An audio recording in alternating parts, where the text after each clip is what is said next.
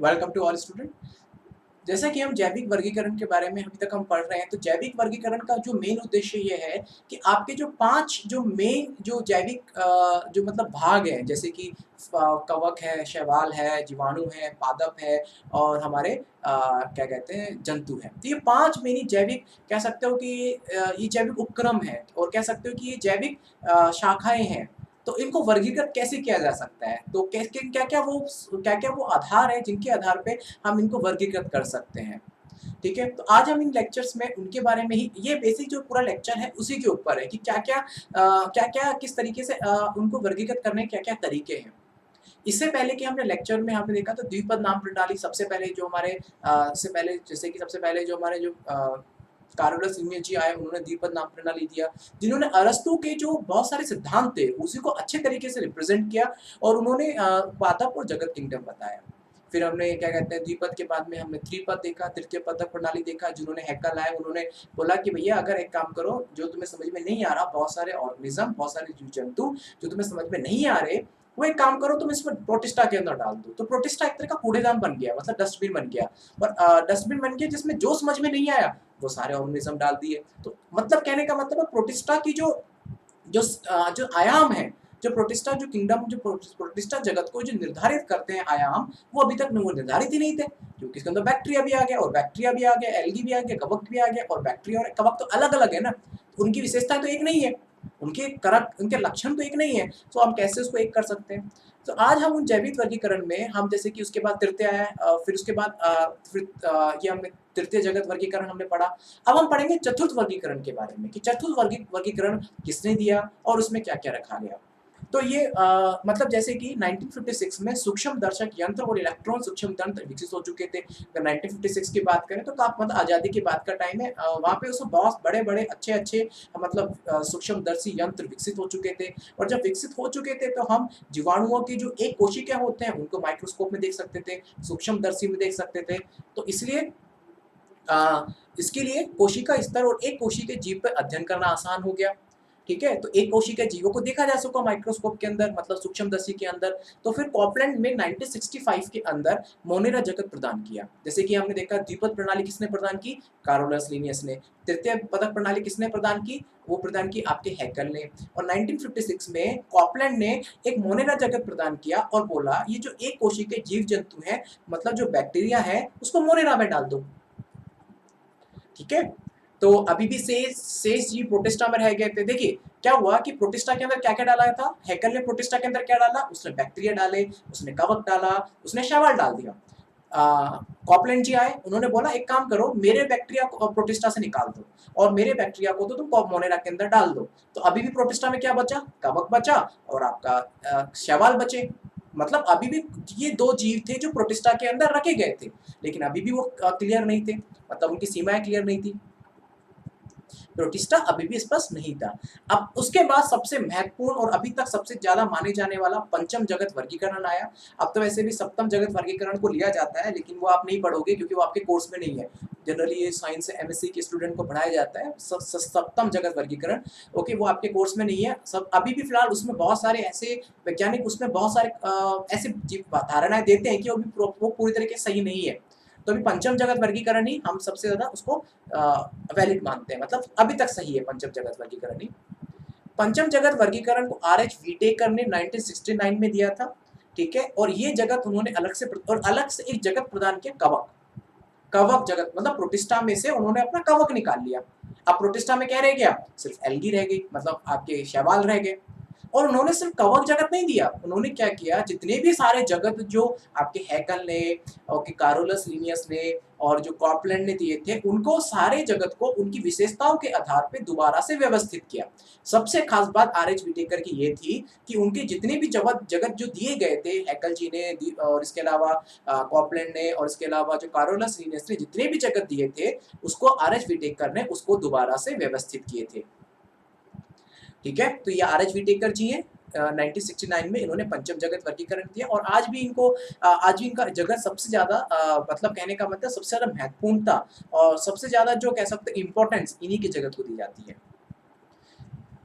अब इनके द्वारा पारिभाषिक जगत का नाम रखा गया मोनेरा, प्रोटिस्टा, कवक, पादप और जंतु। मैंने क्या बोला, इन्होंने सिर्फ कवक जंतु नहीं दिया, इन्होंने सारे जगत को उसकी विशेषताओं के आधार पे पुनः नियोजित किया था, मतलब पुनः आधार किया था, एक सही तरीके से व्यवस्थित रखा था किसको कहाँ आना चाहिए।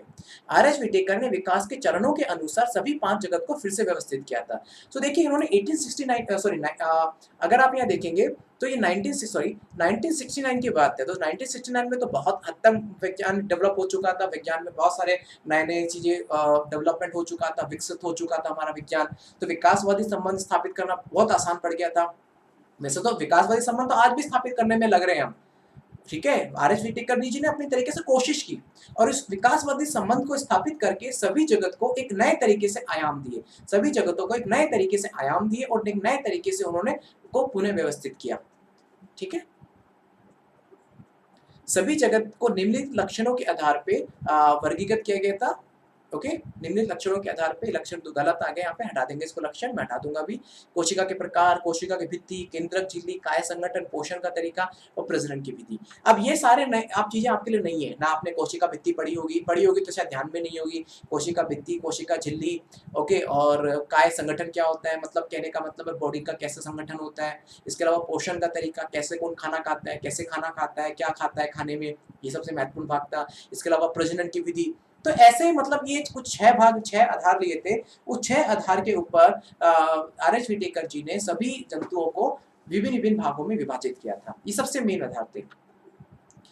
एक याद रखना, विकास कोई एकल चरण प्रक्रिया नहीं है, इसमें कई अनुक्रमिक प्रक्रियाएं होती हैं, ठीक है।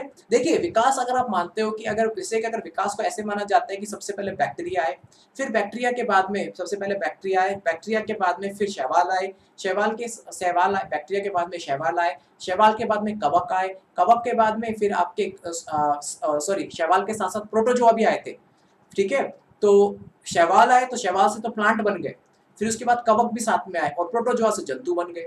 फिर मैं आपको समझाता हूँ विकास का जो अनुक्रम है वो कैसे विकास का जो अनुक्रम है वो किस तरीके से निर्धारित किया गया कि सबसे पहले बैक्टीरिया आए, बैक्टीरिया के बाद में प्रोटोजोआ और आपके कुछ शैवाल आए, ठीक है। फिर उसके बाद में शैवाल आए और कुछ बैक्टीरिया, शैवाल आए और फिर कुछ आपके प्रोटोजोआ आए, फिर बाद में कवक एक नया वर्ग बना, ठीक है। और प्रोटोजोआ से थे वो एक प्रोटोजोआ जो थे वो प्रोटोजोआ आपके व्यवस्थित हो गए किसके अंदर, आज जो जंतु हैं वो प्रोटोजोआ के ही कहने का मतलब है विकसित माने जाते हैं कि आज जितने भी आज हम जैसे हम अपनी भी बात करें हम प्रोटोजोआ से विकसित हुए, वो भी एक कोशिकीय थे, और जो शैवाल है उनसे पादप विकसित हुए। तो इस तरीके का एक अनुक्रम बना हुआ है। अगर आप ये एक रात भर के अंदर कोई भी विकास नहीं होता, विकास को होने में ना जाने कितने खरबों ईयर्स लग गए, खरबों साल लग गए, और आज भी विकास चल रहा है। अगर आप अपने आप को सबसे विकसित प्राणी मानते हैं तो ये ध्यान रखिएगा, नेचर में आपसे आगे का भी कुछ सोच रखा है। आपसे आगे आने वाले भी कोई जानवर, कोई ना कोई जंतु होंगे आपसे भी ज्यादा विकसित होने वाले हैं, जिनका IQ लेवल आपसे भी ज्यादा होगा, हमसे भी ज्यादा होगा। लाइक अगर मैं भी अपने आप को इंक्लूड करता हूँ, जिनका IQ लेवल हमसे भी ज्यादा होगा, वो अभी कौन है नहीं पता, लेकिन ये वो क्या है कि वो प्रकृति के गर्भ में छुपे हुए हैं, एक रहस्य है। वैज्ञानिक तो अभी भी कोशिश करते हैं जानने की, वैज्ञानिक कोशिश करते थे जानने की, लेकिन बाद में उनको रोका गया कि आप प्रकृति से छेड़छाड़ मत कीजिए अभी से। तो जैव प्रौद्योगिकी एक तरीका होता है जिससे कि प्रकृति के जो गर्भ में छुपे हुए रहस्य उनको जानने की कोशिश की थी जैव प्रौद्योगिकी के थ्रू, लेकिन बाद में उसको रोका गया कि अगर आप अभी से जानने की कोशिश करेंगे तो क्या होगा कि वो क्योंकि अगर आपने अभी से जानने की कोशिश की वो कौन से जंतु हैं, और अगर वो अभी से अगर आ गए इस पृथ्वी के ऊपर तो आपका रहना भारी पड़ जाएगा, क्योंकि दे आर द मोर, वो बहुत ज्यादा आपसे विकसित है और वो पहले आपसे रहेंगे जिंदा, वो पहले जिंदा रहेंगे, आप नहीं रहोगे जिंदा। फिर तो उनको रोका गया कि आप प्रकृति के साथ छेड़छाड़ मत कीजिए, जैसा प्रकृति चल रही है उसको चलने दीजिए, अदरवाइज क्या होगा, अन्यथा होगा कि आप जो सोच रहे हो वैसे कुछ अलग ही हो जाएगा, ठीक है। चलिए, तो मैं आपको एक बार सारी जगत प्रणाली बता देता हूँ। द्विगत प्रणाली के अंदर आपके पादप और जंतु आए, फिर उसके बाद तृतीय जगत प्रणाली आई जिसके अंदर प्रोटिस्टा आए, फिर चतुर्थ जगत प्रणाली आई, फिर उसके बाद मोनेरा आए, और फिर उसके बाद पंच जगत वर्गीकरण आया, उसके बाद कवक आए। तो इस तरीके से आपके 5 जगत आ गए, और फिर आर.एच. व्हिटेकर जी ने इन 5 जगत को अच्छे तरीके से व्यवस्थित किया। मैं आपको व्यवस्थित दिखाता हूँ किस तरीके से किया। देखिए, सबसे पहले मोनेरा किंगडम आए, मोनेरा जगत के अंदर बैक्टीरिया को रखा गया। फिर यहाँ से विकास के दृष्टिकोण से, मतलब यहाँ उसके बाद में विकास होने लगा। उसके बाद में विकास होने लगा और मोनेरा के अंदर सिर्फ बैक्टीरिया नहीं थे, इसके अंदर एक एक एल्गी भी थी जिसको हम नीलहरी शैवाल भी बोलते हैं। मोनेरा के अंदर सिर्फ बैक्टीरिया नहीं थे, एक नीलहरी शैवाल भी थी। ये दो ही थे, एक बैक्टीरिया था और एक नीलहरी शैवाल था। अब ये जो बैक्टीरिया था तो उसने तो अब ये जो बैक्टीरिया था वो तो एक कोशिकीय था। अब उसके बाद में विकास होने लगा, तो विकास के दृष्टिकोण से ऐसा माना गया है कि मोनेरा के बाद में प्रोटिस्टा डेवलप हुआ, मतलब प्रोटिस्टा का विकसित हुआ। फिर प्रोटिस्टा से फिर उसमें पादप बने, फिर कवक बने और जंतु बने। तो ऐसा माना जाता है कि जो पादप, कवक और जंतु ये प्रोटिस्टा जगत से ही ये प्रोटिस्टा जो जगत है, इस प्रोटिस्टा जगत से ही ये विकसित हुए हैं। ये तीनों जगत प्रोटिस्टा से ही विकसित हुए हैं, क्योंकि प्रोटिस्टा के अंदर आपकी कवक भी आते हैं, एक कवक इसके अंदर भी आता है एक, और सबसे जो इसके अलावा कुछ कवक प्रोटिस्टा में भी आते हैं, जो मेन जो कवक है प्रोटिस्टा के अंदर आते हैं। तो कवक जो है उनसे पादप बने, ठीक है। इसके अलावा प्रोटिस्टा के अंदर एक तो आपका कवक आता है, प्रोटोजोआ आते हैं, और एक मतलब कहने का मतलब है एक फंगस जैसा आता है जिसको हम स्लाइम मोल्ड कहते हैं, फंगस जैसा।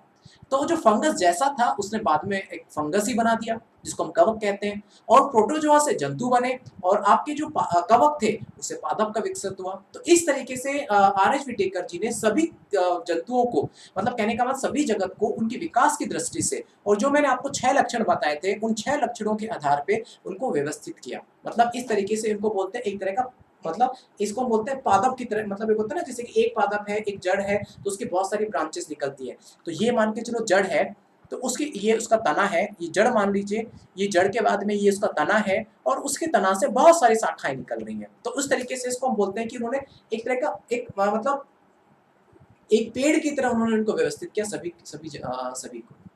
ठीक है, चलिए। अब जैसे कि अगर हम मतलब अब हम एक काम करते हैं, अभी हम इस सभी जगत के बारे में देखते हैं कि मोनेरा में क्या आता है, प्रोटिस्टा में क्या आता है, पादप में क्या आता है, कवक में क्या आता है, जंतु में क्या आता है, मतलब इस जगत में क्या क्या आता है। तो हम एक बार सबके बारे में इनको देखते हैं, और इसके अलावा जो 6 लक्षणों के आधार पे जिनको व्यवस्थित किया गया था, हम हर लक्षण पढ़ेंगे अच्छे से, कोई चीज छोड़ेंगे नहीं, हम हर लक्षण को अच्छे से पढ़ेंगे, ठीक है।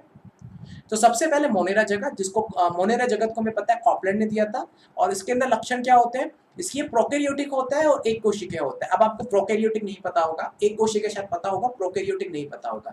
देखिए अगर हम अपनी बात करें तो हमारी कोशिका होती है, हम कोशिका से बने हुए हैं, ठीक है। उस कोशिका के अंदर एक केंद्रक होता है, ठीक है। हमारी जो कोशिका का जो केंद्रक है वो सुव्यवस्थित है, मतलब अच्छे से डेवलप है, विकसित व्यवस्थित है, सुविकसित केंद्रक है। लेकिन जो प्रोकैरियोटिक होते हैं उनमें क्या होता है, जो केंद्रक होता है, कोशिका तो होती है लेकिन उनका केंद्रक अच्छे तरीके से विकसित नहीं होता, बस यही फर्क होता है। और जो केंद्रक ही वो भाग है जो पूरी कोशिका को नियंत्रित करता है, कोशिका कितनी बार विभाजित होगी, कोशिका क्या क्या बनाएगी, कोशिका क्या क्या क्रिया करेगी, वो सब केंद्रक ही निर्धारित करता है। तो हमारी कोशिका में तो केंद्र पूरी तरह से सुव्यवस्थित है, सुविकसित है, तो वो अपने सारे जो मतलब अच्छी तरीके से कोशिका को नियंत्रित कर सकता है। लेकिन जो बैक्टीरिया है उसका केंद्रक विकसित नहीं था, तो कहने का मतलब है अब वो पूरे, अब क्या होता है, सारी व्यवस्थाओं को कहने का मतलब नियंत्रित नहीं कर पाता है वो। अब इसके अलावा एक कोशिकीय होते हैं, इसमें शामिल क्या क्या होता है, बैक्टीरिया होते हैं, बैक्टीरिया में आपके आर्की बैक्टीरिया आते हैं, यू बैक्टीरिया आते हैं, और साइनोबैक्टीरिया जिसको हम नीलहरी शैवाल बोलते हैं। मैंने आपको बोला था ना नीलहरी शैवाल होते हैं, उसको हम साइनोबैक्टीरिया भी कहते हैं। इसके अलावा इसमें बैक्टीरिया आते हैं, बैक्टीरिया 2 तरीके होते हैं, आर्की बैक्टीरिया और यू बैक्टीरिया। आर्की बैक्टीरिया पुराने टाइप के प्राचीन बैक्टीरिया बोले जाते हैं, और यू बैक्टीरिया नए बैक्टीरिया होते हैं, ठीक है। जो प्राचीन बैक्टीरिया मतलब ऐसे बैक्टीरिया जो कहीं पे भी रह सकते हैं, आप उनको मतलब उनको अगर उनको माइनस टेम्परेचर चला जाए ना, -40 डिग्री चला जाए तो ये रह जाएंगे, ठीक है। इसके अलावा अगर टेम्परेचर 110 डिग्री में चला जाए तो ये रह जाएंगे। इसके अलावा मतलब ये ऐसी जगह जगह रह सकते हैं जहाँ पे कोई सोच भी नहीं सकता। और जो यू बैक्टीरिया है वो हमारी जैसे है, हमारी नई जनरेशन है, जिनको थोड़ा सा अगर 1 किलोमीटर चलने के लिए बोल दीजिए उनके पैरों में दर्द हो जाता है। तो ये हमारी जनरेशन वाले बैक्टीरिया, थोड़ा कमजोर बैक्टीरिया। और आर्की बैक्टीरिया ये पुराने बैक्टीरिया है, प्राचीन बैक्टीरिया है, तो इनमें दम है, ठीक है। चलिए, तो आज तो मैंने सिर्फ ज़्यादा नहीं बताया आपको, आज मैंने मोनेरा जगत के बारे में बताया, उसके बाद मैं आपको प्रोटिस्टा जगत, फिर आपको हर एक जगत के बारे में बताने के बाद में फिर मैं शुरू करूँगा इन सब में क्या-क्या गुण हैं, ठीक है? चलिए, अब मिलेंगे आपसे हम नेक्स्ट लेक्चर में प्रोटिस्टा जगत के साथ में। धन्यवाद।